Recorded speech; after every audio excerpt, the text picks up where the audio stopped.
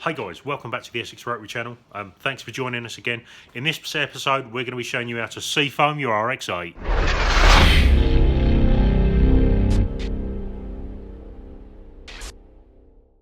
So, while the RX-8's warming up, okay, now would probably be a good time to mention that we forgot to film a clip to tell you that it was a good idea to warm the car up first.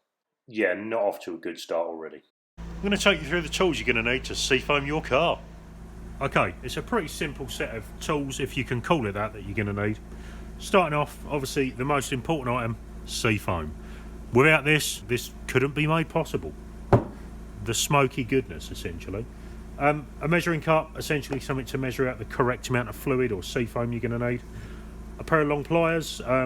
We like these to get essentially the vacuum caps off of the service nipples on the lower intake manifold.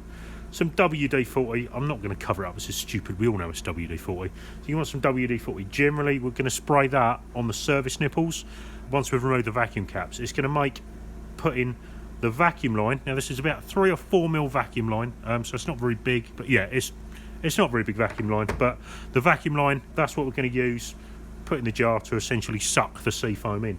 And lastly, as a sort of an additional extra, you may want either an old set of plugs, which you'll want to install before you do the seafoam, or a replacement set of plugs afterwards. Sometimes the seafoam can foul the plugs up, so sometimes a good idea to maybe do it before you're going to change your set of plugs. So it's not a problem. We've got those on the ready if they're needed. Without further ado, let's get to it. On a side note, guys, that if you are going to be changing the plugs, yeah, we're not going through that in a video today, but there's plenty of videos on YouTube that will show you how to do it. However, what I will say is when we have got a video out, I'll either link it in the cards, it's either this, I'm not sure which corner it is, but yeah, cards, or we'll put it in the description, so look out for that when it pops.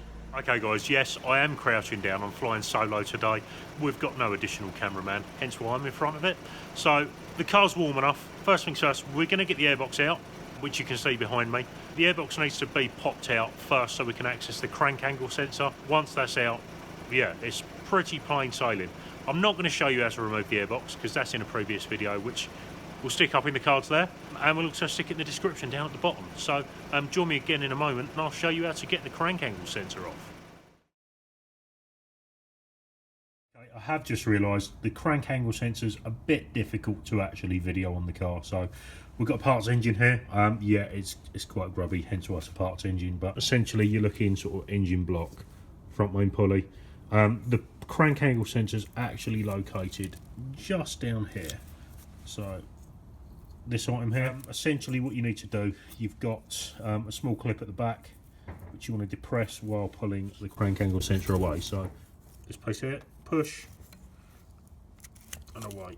You see the crank angle sensor is normally held in the front cover with a 10mm bolt. But yeah, once that's disconnected, we're going to go ahead and do that on the actual vehicle now. Once that's disconnected, we can go ahead and suck the seafoam in without... Okay, let's turn this off. Get the crank angle sensor undone. Okay guys, so essentially car's off. The plan is we are going to be removing these vacuum nipples. So one, it's terrible flying solo. It's one just down there, you can see at the end of my fingertip. And then if I just pan across, we should be able to see the other one. You can just see the bend just there. So we're going to go ahead, pop them off with the pliers, and yeah, once we've got those off, we'll get some vacuum lines on, and then carry on. Okay guys, it's not the best angle, however, it's all we've got. So, essentially, we're looking to remove the vacuum cap, which I'm about to put the tip of these pliers on. So, I'll just slide that down. I've got a light in there as well, so do bear with me. I know it's not the best angle. Just need to be careful not to break the vacuum line. So that's one off. I'm just going to move it out of the way and you'll see the service nipple I'm talking about. There, just at the end of my fingertip, is the rear service nipple. Some of these, this is a later RX-8, but some of them have just got caps as opposed to a vacuum line on. It's one of the reasons why we warm the engine bay up. It just makes removing them a little bit easier. The front one's going to be a little more of a challenge to get to, but see if we can get you a shot of us removing that one as well. Okay guys, there's a front service nipple. You can see it with a little white dot on. I'm just going to go down carefully. Again, making sure we don't actually damage the vacuum hose or the vacuum cap if it's equipped with a cap, but we're just going to pop down there and just pull that off. Using the long reach pliers again, get some vacuum line installed on there, and then we'll be back. Okay, with the vacuum lines on, we're going to go ahead and measure out about 120 ml, roughly, about a quarter of a bottle. This is a 16 fluid ounce bottle of Seafoam into our jug or our cup, however you're going to measure it. This has normally got a cap in, but we've used this before at the workshop, so should be about right. One can is 16 fluid ounces. Some people will use a little bit more, but we tend to find using about a quarter, about 4 fluid ounces across the engine is enough. We also like to suck the fluid into both rotors at the same time. So we'll go across that now with you. Okay, we're rolling freehand again. Just get a shot, you can see there's a bit of WD-40. And you can see where we've put the vacuum lines, just wobble them here. One on the front, one on the rear. Those are installed onto the service nipples. If we pull out, you can see we've then got them running up and into our jar or jug, cup, whatever, of Seafoam. We've got it tipped off to the side. Make sure that your pickup, the bottom of the lines are actually at the bottom of the jar. What we're going to do now is we're going to crank the engine without touching the throttle, so it's going to create maximum vacuum within the engine until all of this liquid's gone.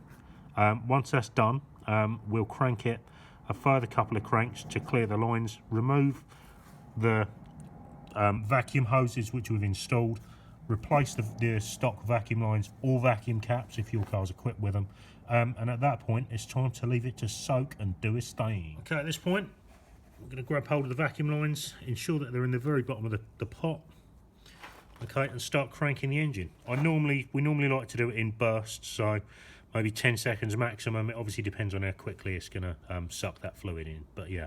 Ignition on, give it a second, then crank.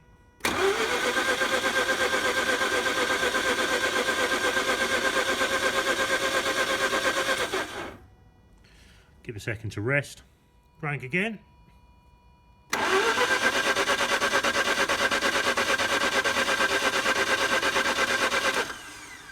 Rest. Finally, that last crank, take the last in. Give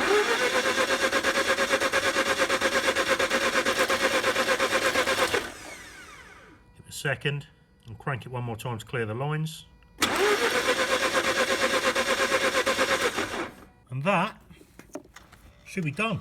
So guys, with that all done, essentially what we need to do now is just play the waiting game. Just a little bit of information for you. Seafoam. People do worry about damaging cats. It shouldn't be a problem. It's been used for quite a while, or a number of years now. There's talk of it actually being... No, I'm not going to mention that. Yeah, I will actually. This is only hearsay, essentially, but there is talk of Seafoam actually being rebranded in the US as Mazda's Zoom Zoom engine cleaner. So, at the end of the day, it's been around, it's been used for a number of years. It's not a miracle cure. It will help clean the engine. It will essentially...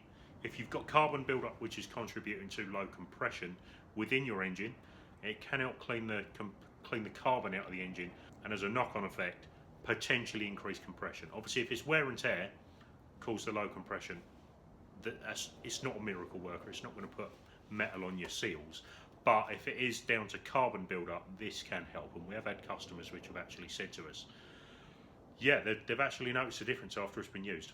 A couple of other little bits. Really, we're going to get a shot of when we actually fire it up. This has got to be left for several days now because we've actually got a job with a set of oil lines and some other bits to be done on the car, so we wanted to get this done first. We'll try and get a video of when we actually fire it up. It does get smoky, quite a bit actually, to the point where we've actually heard people's neighbours call fire brigade because they thought the car was on fire. So do bear in mind, if you're going to be using it at home, yeah, it's a good idea to at least let your neighbours know you're not setting your car alight. We've actually got a video taken from some time ago.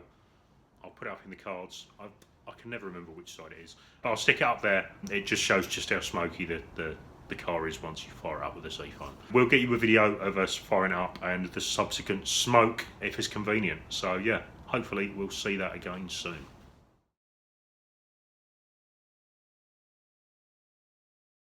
Next time on the Essex Rotary channel, we fire it up and create some clouds.